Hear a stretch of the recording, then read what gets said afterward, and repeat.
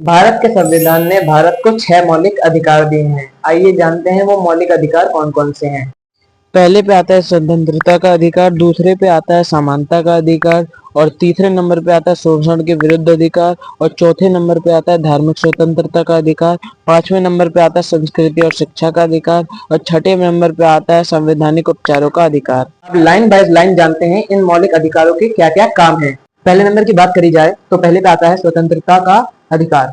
स्वतंत्रता का अधिकार ये कहता है कि हम अपना जीवन अपनी मर्जी से जी सकते हैं। हम जो चाहे अपने अंदर कर सकते हैं, हम जो काम करना चाहे वो कर सकते हैं। लेकिन इसका मतलब ये नहीं कि हम किसी दूसरों को नुकसान पहुंचाएं, ये नहीं कर सकते। और हमें इस अधिकार में अपना जीवन स्वयं जीने का अधिकार है, कपड़े अपने पहनने के अधिकार है, हम जैसे चाहे वैसे रहने का अधिकार ये अधिकार हमको देता है। इसे कहते हैं स्वतंत्रता का अधिकार। अब दूसरे नंबर पे आता है समानता का अधिकार। अब जानते हैं इस समानता का अधिकार ये कहता क्या है और क्या करवाता है।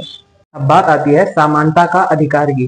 समानता का अधिकार का मतलब ये है कि आप चाहे अमीर हो, चाहे गरीब हो, चाहे फटीचर हो, सरकार की नजर में आप एक ही बराबर हो। फॉर एग्जाम्पल, चाहे एक अमीर आदमी वोट डाले तो उसकी वोट की काउंटिंग होगी एक, और चाहे एक गरीब आदमी वोट डाले तो उसकी भी वोट की काउंटिंग कितनी होगी, एक। ये समानता का अधिकार ये भी कहता है कि चाहे आपके पास धन हो, चाहे आपके पास धन ना हो, सरकार के नजरिए में आप एक ही समान आओगे।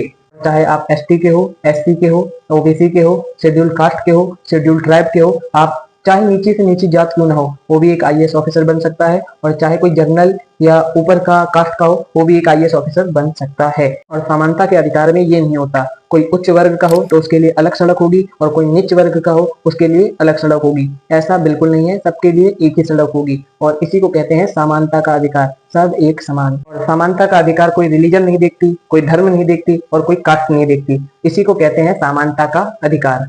अब तीसरे नंबर पे आता है शोषण के विरुद्ध अधिकार। अब जानते हैं ये शोषण के विरुद्ध अधिकार क्या होता है और एक। अब शोषण का अधिकार ये कहता है कि किसी व्यक्ति को भी किसी व्यक्ति का शोषण नहीं करना चाहिए। इसका मतलब ये है कि किसी के मर्जी के बगैर आप किसी से जबरदस्ती काम नहीं करवा सकते।